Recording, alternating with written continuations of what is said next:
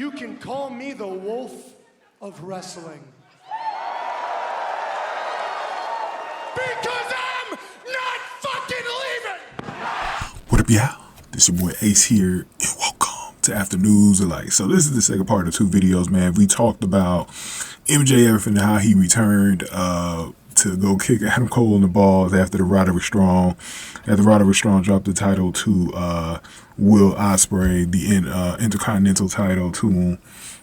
And so we talked about that in the last video, man.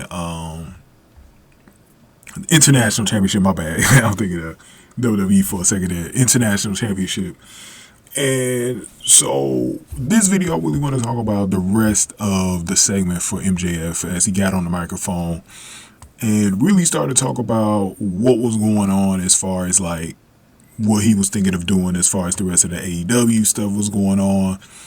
Because he had been out for a while. We hadn't seen him since, I forgot what the name of that pay-per-view was, guys. The one in December. But remember when he dropped the title to Samoa Joe in his hometown of Queens, New York. And I was trying to think of which was the name of the pay-per-view. But it was the one back in December, though.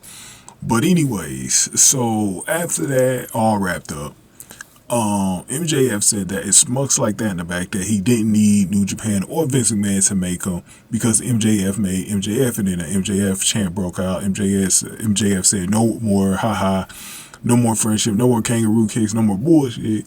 And then MJF said he was back to being driven by what made him the best, and he wasn't talking about love, he was talking about hate, hate, hate.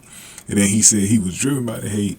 Nobody is safe. MJF picked up the mask and called it stupid. So the mask basically the devil mask, called it stupid. And MJF said the masks are adored by cowards who are hiding. And then MJF said he's done hiding and apologizing for being the best. MJF said it's not his fault that all of his fan favorites suck a big old bag of donkey dicks compared to him. MJF said he wouldn't need a mask to prove that no one is on the level of the devil. MJF said the mask makes him think of the end of 2023 and it turns his stomach in knots. MJF removed the jackets and said the mask could go straight to hell. MJF did the Ric Flair strut and then dropped on the elbow on the mask. That was classic MJF stuff, man. This dude is so damn hilarious, bro. MJF said he's been betting on himself since day one. MJF said he's all in, double or nothing regarding his contract status. Here we go, folks. MJF pulled up one of his pants leg and he showed off a tattoo that said bet on yourself, and it had the AEW logo in the middle. He said he's not going any effing where. Ooh, that wasn't okay.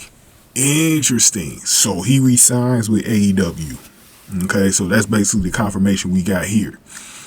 And this was interesting because a lot of people were wondering what his status was. So since he was out, people just thought he was a free agent, you know, waiting for himself to get back from his injury. And was he going to go sign with the WWE? Because especially when the WWE was at its apex around WrestleMania time, a lot of people were starting to bring his name up like they were bringing up Cody Rhodes 2 years ago. And I was like, man, we might just see MJF in the WWE, but it did not happen, guys. He didn't even go over to New Japan or anything like that. He is going to stay in AEW, bro. And I gotta say, because AEW is 5 years old, MJF through this point has been very loyal to AEW, and I think one of the things that MJF, I remember when he delivered that promo last year, he said, where he was talking about the car rides that he had in Indianapolis and, you know, his humble beginnings and stuff like that. And he said he really wanted to change the wrestling game with AEW. Like, he said he really wanted to change the game with AEW. And I think he's a man of his word with that to Tony Khan. Like, we're going to change wrestling, bro. And I think, even though he's been teasing going to the WWE, I think he seriously wants to get AEW to where it needs to be at. And they need them. You know, the ratings need to pick back up here throughout the summer. They got a TV contract coming up, so this is a very important time for AEW. And I just think that he wants to be one of the pillars or pioneers of this AEW company. So for him to get a tattoo like that, he's all in on AEW, bro. He's all in. And he's probably one of the few people who can actually pick up AEW because, like, people, he's got enough respect outside of AEW where people will watch him. You know what I mean? people will watch it. It's sort of like Ric Flair and Sting with WCW back in the day. Like, they were never in the WWE, but they were always in that other company, whether it was TNA or WCW. They was always in that other company, bro.